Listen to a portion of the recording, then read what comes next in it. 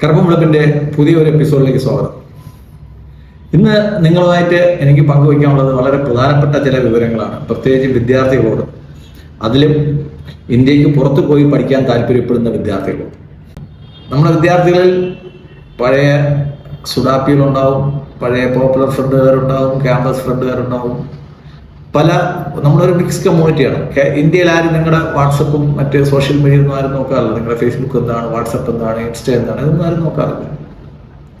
നമ്മളൊരു free democratic കൺട്രിയാണ്. വസുദൈവ കുടുംബം എന്നാണ് നമ്മുടെ നരേന്ദ്രമോദി നമ്മളെ പറ്റി പറയുന്നത്. നമുക്ക് ലോകത്തെല്ലാം തറവാണ്. പക്ഷേ ഇപ്പോൾ ചില പ്രധാനപ്പെട്ട പ്രശ്നങ്ങൾ വന്നിരിക്കുന്നത്, ഒന്ന് ചൈന സ്റ്റുഡൻസിന്റെ വിസ ക്യാൻസൽ ചെയ്തു.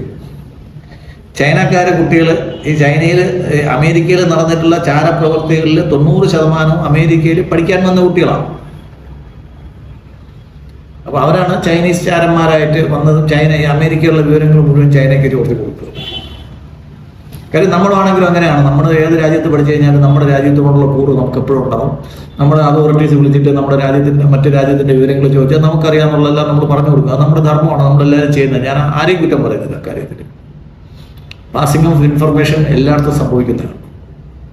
പക്ഷെ ഇപ്പോൾ വളരെ ഡെലിക്കേറ്റ് ആയിട്ടുള്ള ഒരു മൂവ്മെന്റ് അമേരിക്കൻ ഗവൺമെന്റ് ചെയ്തേക്കുന്നത്, ചൈന വിസ, കുട്ടികളുടെ വിസ നിഷേധിച്ചത് പോയിട്ട് മറ്റ് രാജ്യങ്ങളിൽ നിന്നും അമേരിക്കയിൽ പഠിക്കാൻ വരുന്ന കുട്ടികളുടെ സോഷ്യൽ മീഡിയ അക്കൗണ്ട് വെറ്റ് ചെയ്യുകയാണ്. വെറ്റ് ചെയ്യുക എന്ന് പറയുമ്പോഴത്തേക്ക് അവർ പരിശോധിക്കും, അതിനകത്ത് എന്തെങ്കിലും അവരുടെ രാജ്യത്തിനെതിരായിട്ടോ അല്ലെങ്കിൽ എന്തെങ്കിലും ഒബ്ജക്ഷനബിൾ ആയിട്ടുള്ള സാധനം അവർ കാണുകയാണെങ്കിൽ അവർ വിസ അവിടെ വെച്ചങ്ങ് സ്റ്റോപ്പ് ചെയ്യും. അതിനകത്ത് പിന്നെ വേറെ അപ്പീലൊന്നുമില്ല.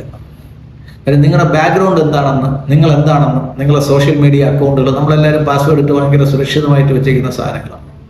അപ്പോൾ നമുക്കൊക്കെ ഒരു ധാരണയുണ്ട്, ഈ അക്കൗണ്ട് ഇട്ട് നമ്മൾ പാസ്വേഡ് ഇട്ട് സുരക്ഷിതമായിട്ട് വെച്ച് കഴിഞ്ഞാൽ ഇത് വേറെ ആർക്കും കാണാൻ പറ്റത്തില്ല എന്നും ഇതോടെ അങ്ങ് തീരുമെന്നൊക്കെ വിചാരിക്കുന്നത്. അങ്ങനെയല്ല. നിങ്ങളൊരു ഫോറിൻ വിസയ്ക്ക്, സ്റ്റുഡന്റ് വിസയ്ക്കോ അല്ലെങ്കിൽ ഫോറിൻ വിസയ്ക്കോ, ചിലപ്പോൾ ജോബ് വിസയ്ക്കോ ഒക്കെ ഇത് ബാധകമാക്കും. കാര്യം മുംബൈ ഗെമച്ചീടിന് ഗോവുതന്റെ എന്നാണല്ലോ പ്രമാണം. അമേരിക്ക ഇത് ചെയ്തു തുടങ്ങിയെങ്കിൽ എല്ലാ യൂറോപ്യൻ രാജ്യങ്ങളും നാളെ തൊട്ട് ഇത് ചെയ്യാൻ തുടങ്ങും. അതിന് ഒരുപാട് സമയമൊന്നും വേണ്ട.